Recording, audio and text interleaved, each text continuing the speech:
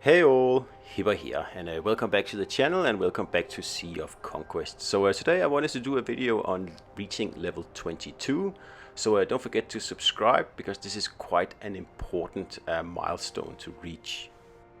So why is level 22 so important? Well, it's because it's one of the first times you're really asked to make a bigger decision in the game that will impact a lot going forward.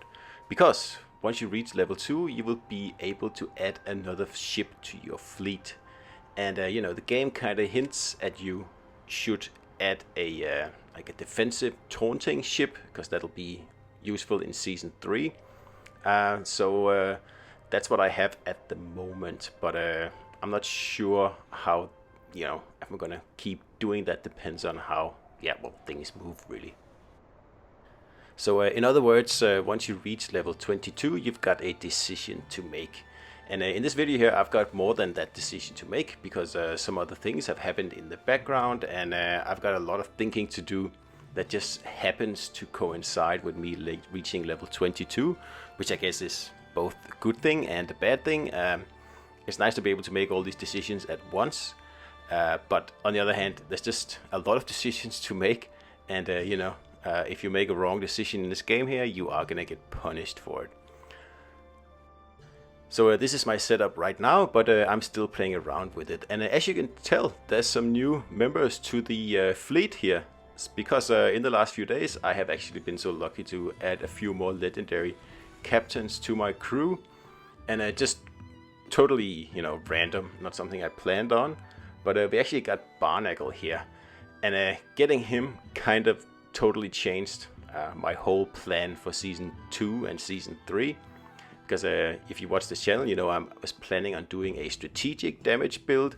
But since I got Barnacle now and, I've invested into him, I was thinking, okay, I might as well switch that strategic damage build to a drowning build instead. So the reason I kind of decided this was, 1, I got Barnacle, and 2, I also got the legendary trinket that goes really well with him. The chain of bombs here, which increases your drowning damage. And since I already, were thinking, do I go strategic or do I go drowning? I think, okay, well, this is the last straw. I'm going to go full drowning. So it's always good to have a plan, but when something changes, it's good to change that plan as well. So you can see I got my bones up to a very high level, just like Tanaka. They're almost reaching the cap at 80 at the moment. Boa is also getting there nicely. So we got a few new legendary captains here in the last few days, and it's been very resource intensive getting them up to speed. But on the other hand, it's nice to actually have some options now and be able to put something new on the ships. So as you can see, I'm using the crossbow for Barnacle at the moment because I happen to have one that was almost, fully ascended. And of course the chain of bombs, I will give that to him later. But at the moment the crossbow is actually more powerful. So as soon as the bombs get more powerful than the crossbow, I will switch them over. It's just another 20,000 power or something to go. And that's the reason I don't have the bombs on Barnacle just yet. So if Boa and Barnacle aren't enough, we've also got another legendary addition to the team here, and it's Magnus. And this guy came as a total surprise, and I'm still not really sure what I'm going to do with this guy, because he is defensive damage reduction. So of course, he would probably work well on the flagship, or if I choose to have a defensive smaller ship. But right now, I'm not really sure. So it's going to take a little bit of trial and error to find out what I'm actually going to do with especially Magnus. Now, this guy here, I got a pretty good idea. So I'm just going to level him up. I'm going to level everyone up as well. But Barnacle here is my priority to get him to level 80 at some point. So I can actually, prepare for my drowning build. So if we just look at the trinkets here again, then you'll see that I got Chain of Bombs, like I said, and that's the thing that brought me over the edge. I thought, okay, I'm going to go full in on Barnacle now that I have him and the legendary trinket, because it makes sense. I could wait around for, a banner to give me the strategic guys maybe next season, but that's just going to waste time, so I might as well just jump all on board this drowning damage build here. So that's, like I said, things change, and you just gotta, go with the flow, really. go with the waves, I guess. So next up, I gotta figure out my new build, because like I said, the fourth ship, I'm still not sure if I'm gonna go with a defensive ship or I'm going to go with another damage dealer. It kind of depends on what goes on in the game, if we have to fight a lot or not. And at the moment, my gang is pretty has the back against the wall, so it might be good to do some damage. But you know, I have both Crimson Sentinel and Providence, so I can just pick whichever I want, and they're both leveled to where I want them, or almost. And it's really just a matter of me getting to get some playtime in here to figure out which one I want to go with.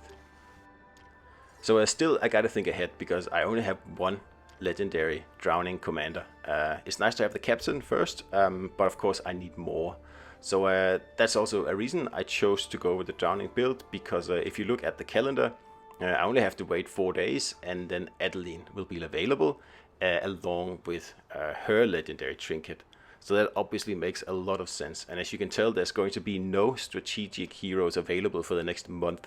So that would just, you know, not be feasible. So we're just going to go with this drowning build here instead.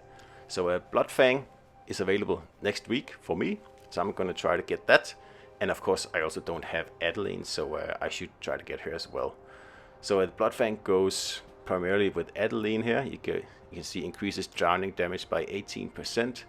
And Adeline herself is obviously something I need to pick up. But you can see I already have more than 80 conks again. So next week I should be absolutely certain to get Adeline as a minimum. Not sure about the legendary trinket, but absolutely Adeline. So on top of all this, picking ships and heroes and future builds, I also got to start working on the items or the ship parts for whatever new ship I pick. Now I'm pretty well ahead on Providence here. It's looking pretty good, but Crimson Sentinel is not even, well, started yet really.